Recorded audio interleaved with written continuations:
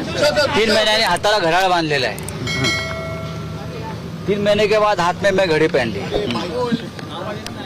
Jail में घड़ी पहना बैन होता है. घड़ी भी मेरा लूज हो गया, देखो घड़ी लूज हो गया मेरा, सब कम हो गया है. जेल में रहना कोई अच्छी बात नहीं होती. विश्व का कोई भी जेल अगर किसी को लगता होगा आपका पूरा शहर आ रहा है. एक मिनट कि लोग मजे में रहते नहीं, जेल में रहना बहुत कठिनाई के साथ रहना पड़ता है. इसलिए जेल की संकल्पना बनाई गई है. लेकिन अब आया हूँ, इसके बाद तो बूम दे दो आप यार. लोगों ने जोर से स्वागत किया, प्यार दिया. मुझे तो लगा था कि 3 महीने के बाद लोग मुझे भूल जाएंगे, लेकिन मैं कल से देख रहा हूँ, आज सुबह से देख रहा हूँ. आज सुबह अभी मैं माननीय उद्धव ठाकरे साहब से मिलने जाऊंगा. कल वो लगातार मेरे से बात कर रहे थे. आज सुबह शरद पवार साहब का भी फोन था, वो भी बीमार है. इसके बाद दे दो सर. लेकिन पवार साहब को भी मेरे बारे में बहुत फिक्र थी है, तो मैं पवार साहब से जाकर मिलूंगा. बहुत लोगों के फोन आ रहे हैं. अभी डॉक्टर सुब्रमण्यम स्वामी जी का फोन चल रहा था. कल जिस प्रकार का कोर्ट ने ऑर्डर दिया है, उस बारे में पूरे देश में एक अच्छा माहौल बना है. मैं टिप्पणी नहीं करूंगा, ना ईडी पर करूंगा, ना जिस लोगों ने ये साजिश रची थी. अगर उनको आनंद मिला होगा तो मैं उनके आनंद में सहभागी हूँ. लेकिन मेरे मन में किसी के खिलाफ कोई शिकायत नहीं है और न मैं करूँगा. जो मुझे भुगतना था, मेरे पार्टी को भुगतना था, हमने भुगत लिया है. मेरे परिवार ने बहुत कुछ खोया है. तो होता है ऐसा जिंदगी में, राजनीति में हम लोग. लेकिन इस प्रकार की राजनीति देश के इतिहास ने कभी न देखी है. हमारा देश 150 साल गुलामी में था. उस काल में भी इस प्रकार की पॉलिटिकल वेंडेटा की राजनीति हमने देखी नहीं. दुश्मनों के साथ भी अच्छा व्यवहार किया जाता है पॉलिटिकल. लेकिन फिर भी मैं एक्सेप्ट करता हूँ. मैं पूरे सिस्टम को दोष नहीं दूंगा, ना मैं किसी केंद्रीय जांच एजेंसी को दोष दूंगा. अच्छा काम करने का मौका उनको भी मिलता है, करना चाहिए, सबको करना चाहिए. महाराष्ट्र में एक सरकार नहीं बनी है, मैं 3 महीने से बाहर हूँ. कुछ निर्णय सरकार ने अच्छे भी लिए हैं महाराष्ट्र के, मैं उनका स्वागत भी करूँगा. विरोध के लिए विरोध नहीं करेंगे हम लोग, कभी ना किया है. जो चीज़ें जनता के लिए और राज्य के लिए और देश के लिए अच्छी होती है, उनका हमेशा स्वागत करना चाहिए. महाराष्ट्र में देवेंद्र फडणवीस जी ने कुछ निर्णय अच्छे लिए हैं. जब मुझे अखबार पढ़ने का मौका मिलता था तो मैं पढ़ लेता था, और मैं ये भी देखता था कि अच्छा निर्णय है. खास करके हाउसिंग जो है, गरीबों के लिए घर देने का फैसला,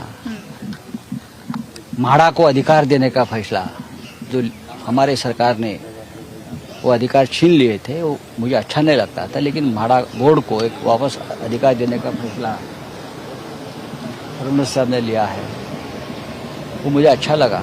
ऐसे बहुत से निर्णय हैं. सरकार होती है, अच्छे निर्णयों का स्वागत होना चाहिए. जेल में किस तरह से समय बिताते थे, क्योंकि आपने कहा था कि बीच में आपकी तबीयत खराब हो गई. अभी भी है खराब. तो जेल में कैसे समय बिताते थे सर आप?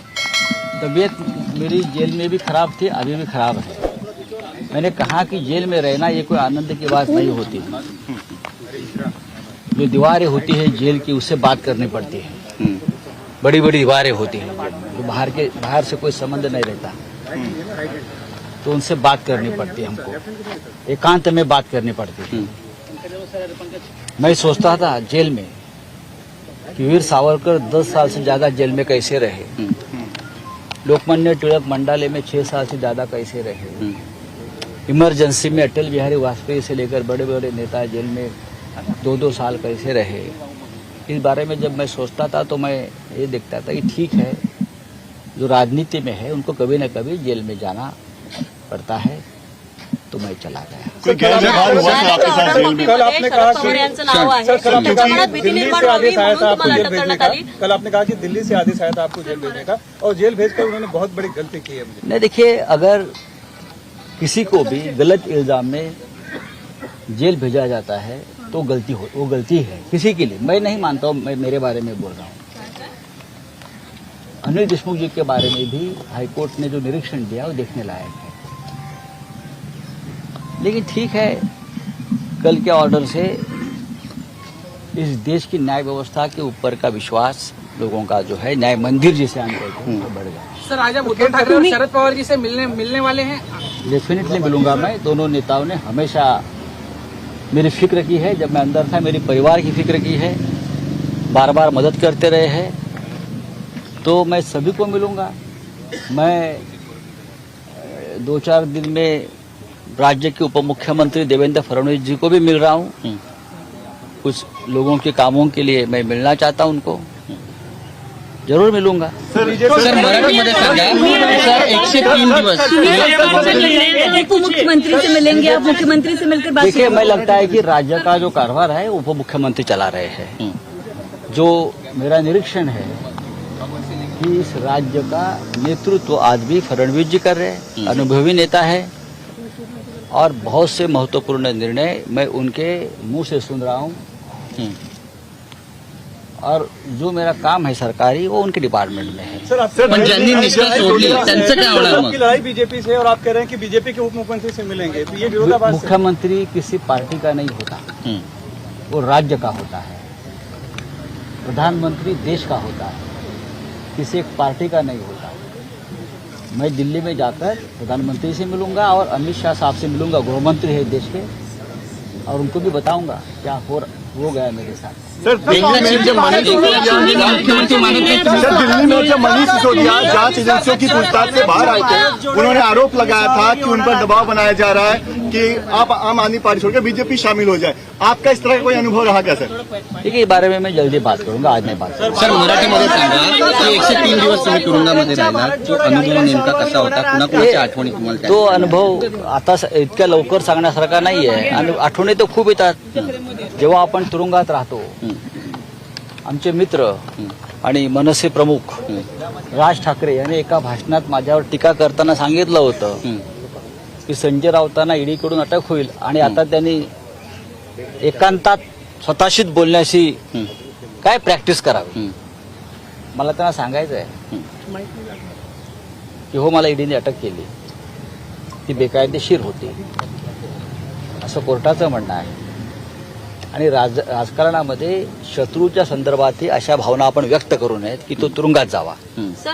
आणि मी एकांतात होतो, जसे सावरकर एकांतामध्ये होते, लोकमान्य टिळक एकांतात होते, आणीबाणीमध्ये अनेक नेते एकांतात होते, तशी माझी सुद्धा अटक राजकीय होती आणि मी माझा एकांतातला काळ सत्काराने लावला। तुम्ही महाराष्ट्र सरकारच्या निर्णयांचं स्वागत करताय, पण शिवसेनेने सरकार स्थापन झाल्यापासून एकच टीका केली आहे की हे सरकार घटनाबाह्य आहे। नक्कीच घटनाबाह्य आहे, त्याच्याविषयी माझ्या मनात तिळमात्र शंका नाही।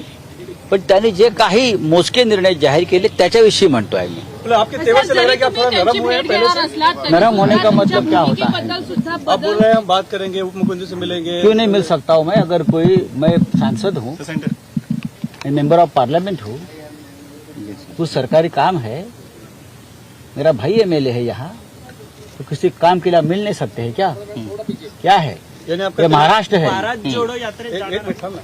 ये महाराष्ट्र है। महाराष्ट्र में एक दूसरे से मिलना ये हमेशा होता है। बीजेपी की लड़ाई आपकी वैसे ही जारी रहेगी? डेफिनेटली, क्यों नहीं। जब तक पद पर कोई बैठा है, संवैधानिक पद पर, तो उसे मिलकर राज्य के देश के कामों के बारे में चर्चा होनी चाहिए। और मैंने पढ़ा है, जब मैं जेल में था, फडणवीस जी ने कहा था कि जो कटुता है हमारे महाराष्ट्र में बढ़ गई है, वो कम होनी चाहिए, और मैंने उनका स्वागत भी किया। तुम्ही म्हणताय सर, फडणवीस सोमय्या आणि मोहित कंबोज म्हणतात आता आम्हाला पुन्हा एकदा कामाला लागावं। भारत जोड़ो यात्रा में शामिल होंगे? भारत जोड़ो यात्रा कल आप जब जेल से बाहर आए, भारत जोड़ो यात्रा का मैं स्वागत करता हूँ। अगर मेरी तबीयत ठीक रहती तो मैं जरूर राहुल गांधी जी के साथ जाकर भारत जोड़ो यात्रा में शामिल होता। मैं आज उद्धव जी से इस बारे